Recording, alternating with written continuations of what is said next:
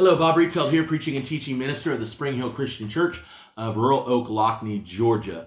And I apologize for not having a study this past week. We got back from vacation and we just had a lot of things going on, and my other part-time job and driving and things, it became Saturday already. And so I apologize for that, but hope you enjoy this lesson. Today we're talking again about the study of the church, the doctrine of the church, and we're talking about the eldership and some of the different requirements of the eldership. We started talking about that last week, and so we're going to continue with that. Today we're going to talk about one of the requirements being moderation and self-control, being gentle and considerate, and then marital faithfulness.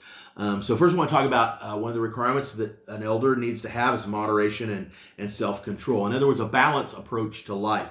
Moderation, 1 Timothy chapter 1, verse 2, in the Greek word, nephilios, the English translation means temperate, vigilant.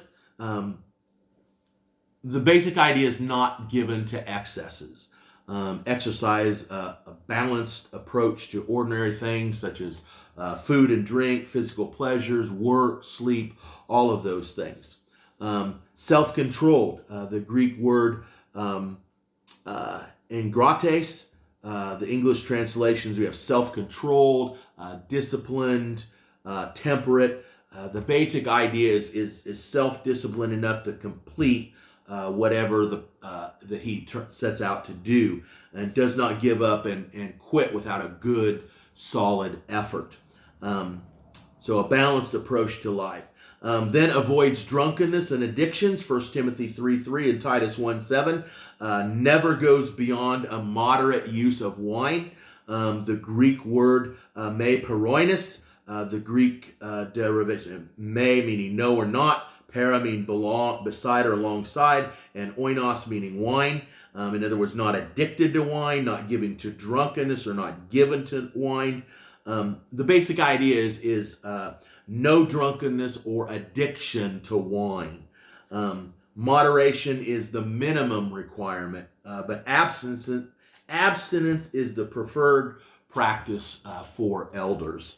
For the sake of good health, 1 Corinthians 6, 12, and 13, verses 19 through 20, and then 2 Corinthians 7, 1. In light of the known health risks that are associated with alcohol and other substances such as tobacco or hallucinogenic drugs and so on. For the sake of Christian witness, Romans 14, 19 through 23, in an age of this that is concerned with substance abuse and harmful influences upon our youth. Needs to have moderation in their life and self-control. Needs to be gentle and considerate.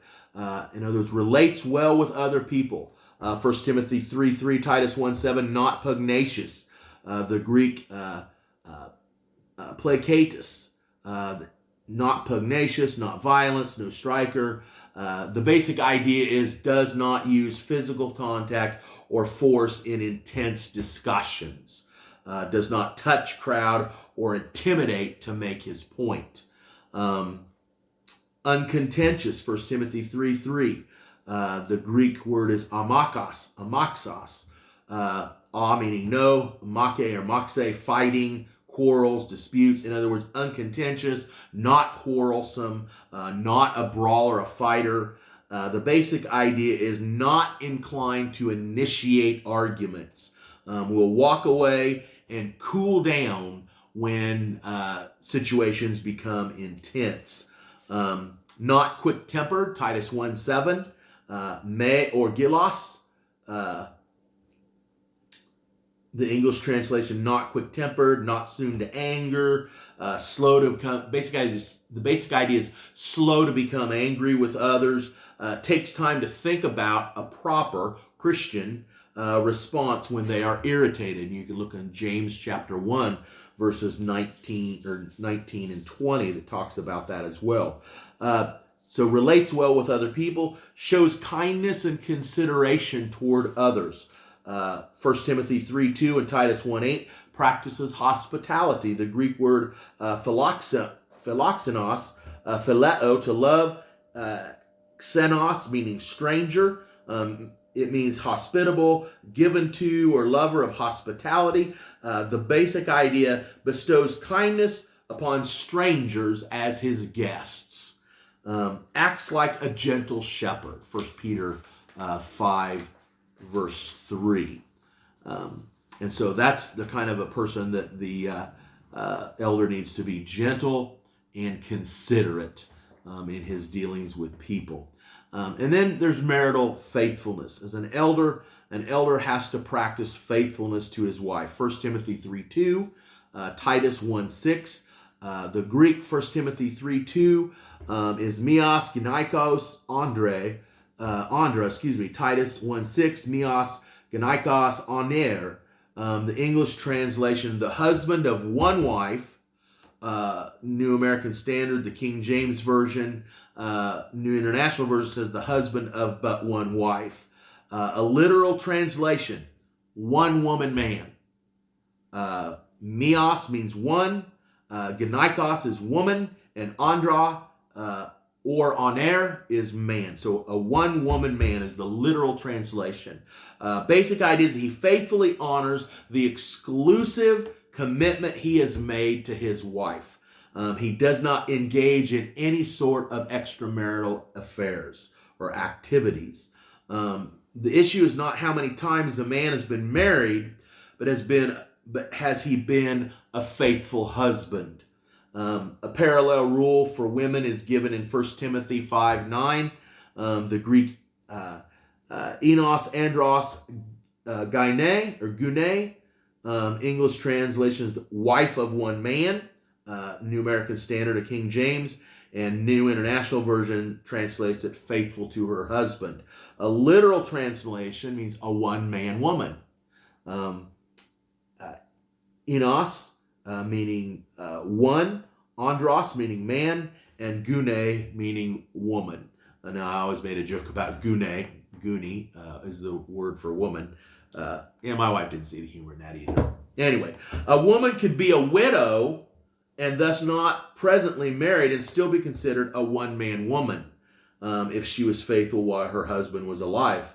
1 Timothy 5:9.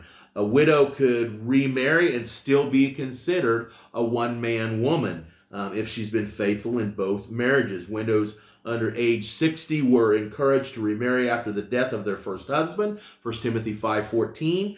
Then if they are widows again, when they do finally reach the age of 60, they'll be expected to have been a one-man woman in both marriages. Thus, the key idea in the one-woman man and the one-man woman principle is that a Christian man or woman should be one who honors any marital commitment that he has made.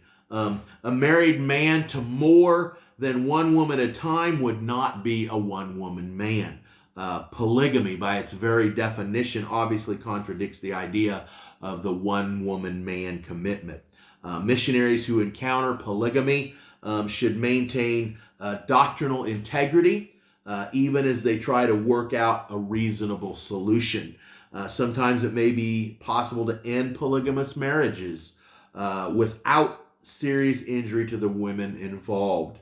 But in many cultures, it may be best to let the current generation of men finish the commitments they have already made. In the meantime, their children should be taught the New Testament views of marriage, and the appointment of elders should wait the arrival of a faithful, monogamous generation. A widower who was a faithful husband when married would be a one-woman man. Even if a widower has remarried, as in the case of 1 Timothy chapter 5, he would still be a one-woman man if he has been faithful husband in both marriages. However, if a congregation believes that a man must be presently married and or only married once in order to be the husband of one wife, then the widower is not yet above reproach on these issues. And so that needs to be something where there needs to be some teaching, biblical teaching in that particular congregation. A man who has been unfaithful in marriage can learn to become a one-woman man. All of the moral requirements for elders in the pastoral epistles deal with what a man has become in his Christian growth, not what he has always been. Thus, the focus of the one-woman man principle should be upon whether or not a Christian man has learned to honor God's rules for marriage and sexuality. Because sexual lust can have an overwhelming impact upon a man, Ephesians 4:17 through 19. It is appropriate for a congregation to expect a man with past indiscretions to demonstrate over a long period of time that he has mastered marital faithfulness. Those who already serve in the prominent position of leadership in the church should be forewarned that sexual impropriety can have a devastating impact upon a congregation that you may not live long enough to earn back the respect and the trust of the congregation. If a congregation believes that a man who steps outside his marriage can no longer be a one-woman man, then the man with the past indiscretion is not yet above reproach on this issue. And there needs to be a lot of teaching and instruction from God's word on this topic. A divorced man biblically can learn to become a one-woman man. A man who is faithful in marriage and has followed the biblical guidelines for divorce and remarriage would already be a one-woman man. The New Testament does allow for divorce and remarriage in two situations: when your spouse is guilty of sexual immorality or infidelity, Matthew 19:9, and when a non-Christian spouse chooses to leave the Christian spouse. 1 Corinthians 7:12 through 15. A man who has practiced marital faithfulness while he was married and is now divorced because of one of the two conditions that I just stated has not violated the principle of a one-woman man. However, if a congregation believes that divorce carries with it a stigma unsuitable for church leadership, then this divorced man is not yet above reproach on this issue. And again, there needs to be some more biblical instruction on that particular topic. However, if a